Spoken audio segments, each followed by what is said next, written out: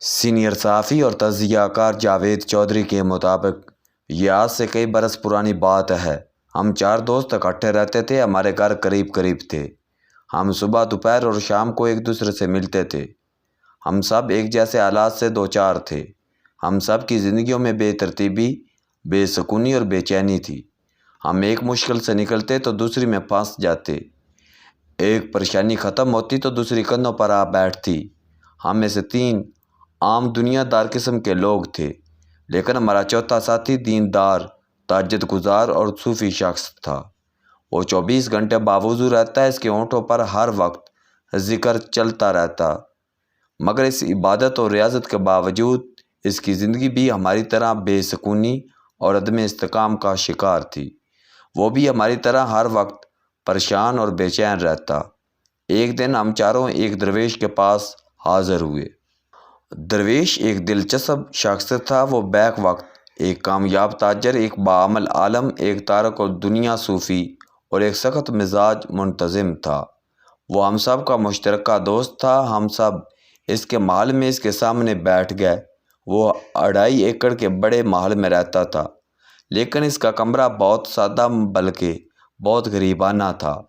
پورے کمرے کی واحد قیمتی چیز گکھڑ منڈی کی 10 بائی 8 فٹ کی بوسیدہ دری تھی۔ درویش کے پاس کپڑوں کے صرف 2 جوڑے تھے۔ وہ 24 گھنٹے میں صرف ایک بار کھانا کھاتا اور ہفتے میں 5 دن روزے رکھتا۔ اس نے ہماری پریشانیاں سن کر کہکا لگایا اور ہنستے ہنستے بولا، تم لوگ غلط انداز سے زندگی گزار رہے ہو۔ تمہاری زندگی کی ترتیب غلط ہے، لہٰذا تمہاری زندگی میں سکون اور آرام کیسے آ سکتا ہے؟ تمہاری پریشانیاں کیسے کم ہو سکتی ہیں؟ ہم نے پریشان ہو کر اس کی طرف دیکھا۔ اس نے مسکرا کر چائے کے کپ ہمارے ہاتھوں میں تھما دیے۔ دیکھو، اگر تم زندگی کا سلیقہ جاننا چاہتے ہو تو وہ تمہیں سیرت نبی میں ملے گا۔ سکون اور اطمینان تک پہنچنے کے سارے فارمولے رسول اللہ صلی اللہ علیہ وآلہ وسلم کی آیات طیبہ میں پوشیدہ ہیں۔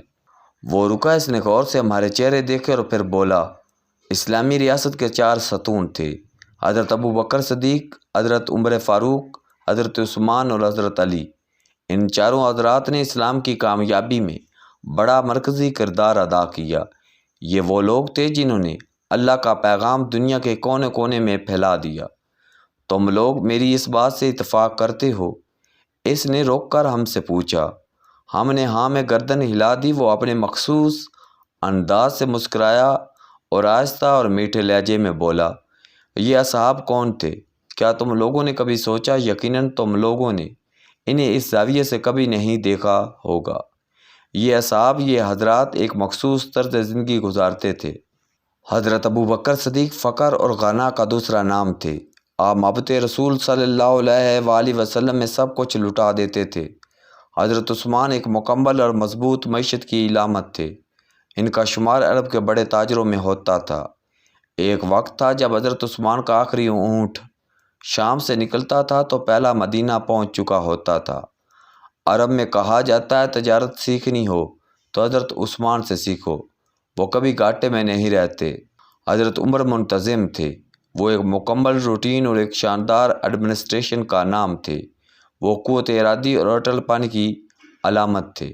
تم لوگ خود سوچو، جس شخص کے ایمان کا آغاز اس فعل سے ہو کہ وہ گھروں میں چھپے مسلمانوں کو ساتھ لے، انہیں خانہ کعبہ لائے اور پھر کہے، تم لوگ سب کے سامنے نماز پڑھو، عمر کی تلوار تمہاری حفاظت کرے گی، اس شخص کی قوت ارادی کی کیا سطح ہوگی، وہ کس قدر مضبوط فیصلے کا مالک ہوگا۔ اور آخر میں حضرت علی درویش رکا۔ اس نے لمبی سانس لی اور اسی رواں لہجے میں بولا، حضرت علی اس دور کے سب سے بڑے عالم تھے۔ رسول اللہ صلی اللہ علیہ وآلہ وسلم نے فرمایا تھا، میں علم کا شاعر ہوں تو علی اس کا دروازہ ہے۔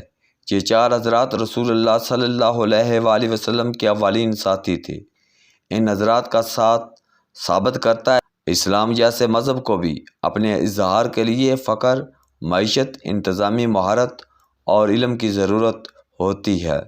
وہ رکا تو میں نے بے چین ہو کر پوچھا، یار درویش، تمہارے اس فلسفے کا ہمارے مسئلے سے کیا تعلق ہے؟ ہم اپنی بات کر رہے ہیں اور تم ہمارے گرد اسلام کا دائرہ کھینچ رہے ہو۔ درویش نے کہکا لگایا، بیوقوفوں، میں تمہیں تمہارے مسئلے کا حل بتا رہا ہوں۔ یہ چاروں حضرات ثابت کرتے ہیں اسلام جیسے آفاقی نظریے کو بھی عملی تفسیر کے لیے ایک فقیر، ایک منتظم، ایک معیشت دان اور ایک عالم کی ضرورت ہوتی ہے۔ لہذا معاشرہ ہو یا فرد، جس بندے کے پاس علم نہیں، جس کے پاس ضروریات زندگی کے لیے مناسب رقم نہیں، جس کی زندگی میں نظم و ضبط نہیں، اور جس کی ذات میں حضرت ابوبکر جیسا فقر نہیں، وہ ایک اچھی اور پرسکون زندگی نہیں گزار سکتا۔ تم لوگوں کا یہی مسئلہ ہے۔ درویش رکا اور اس نے ہم میں سے ایک کے چہرے پر نظریں گاڑی اور بولا، مثلاً تمہارے پاس روپیہ پیسہ تو ہے، تم کروڑ پتی ہو، لیکن تمہارے اندر کا فقیر مر چکا ہے۔ تمہارا علم اخبار بینی تک محدود ہے اور تمہاری انتظامی صلاحیتیں ختم ہو چکی ہیں، لہٰذا تم بے سکون ہو۔ اور وہ مولوی صاحب کی طرف مڑا، تم نے پوری زندگی رکوع و سجود میں لگا دی۔ تمہارے بچے روز بھوکے پیٹ سکول جاتے ہیں، خود تم اپنی بھوک کو روزے کی شکل دینے کی کوشش کرتے رہتے ہو، اور وہ میری طرف مڑا۔ تم کتابوں کے پہاڑ سے کود کر خوشی کر رہے ہو، اور وہ ہمارے چوتھے ساتھی کی طرف مڑا۔ تم اپنے گھر والوں کی ساری ضرورتوں، ساری خواہشوں کو ڈسپلن تلے کچل رہے ہو۔ تم اپنی ایڈمنسٹریشن کے ذریعے زندگی کو سیدھا اور ہموار بنانا چاہتے ہو، لیکن یاد رکھو، انتظام اچھی چیز ہوتا ہے، لیکن وہ 1 روپے کو 50 روپے نہیں بنا سکتا۔ اور درویش نے ٹانگیں سیدھی کی اور ہنس کر بولا، بے وقوفوں، صرف عام شخص نہیں، دنیا میں صرف وہ ملک ترقی کی معراج تک پہنچتے ہیں جن کے پاس یہ چاروں چیزیں اکٹھی موجود ہوتی ہیں، اور وہ تمام ملک پیچھے رہ جاتے ہیں جو ایک ستون پر پوری عمارت کھڑی کرنے کی کوشش کرتے ہیں۔ بے وقوفوں، اگر صرف فقہ سے ملک چل سکتے تو طالبان کا افغانستان اس وقت دنیا کا ترقی یافتہ ترین ملک ہوتا۔